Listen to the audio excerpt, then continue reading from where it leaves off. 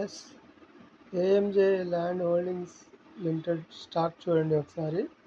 ఇది ఏం చేసిందంటే ఇక్కడ హై తీసుకొని లోకి వచ్చింది. ఒక లో తర్వాత మళ్ళీ ఈ హైలో మిడిల్ పాయింట్కి పైన క్లోజ్ ఇచ్చింది. నిన్న రెడ్ మీద పైన క్లోజ్ ఇచ్చింది కనుక ఇది మనం కొద్దిగా అప్ సైడ్ చూడొచ్చు. ఇది ఫస్ట్ టార్గెట్ అవుతుంది.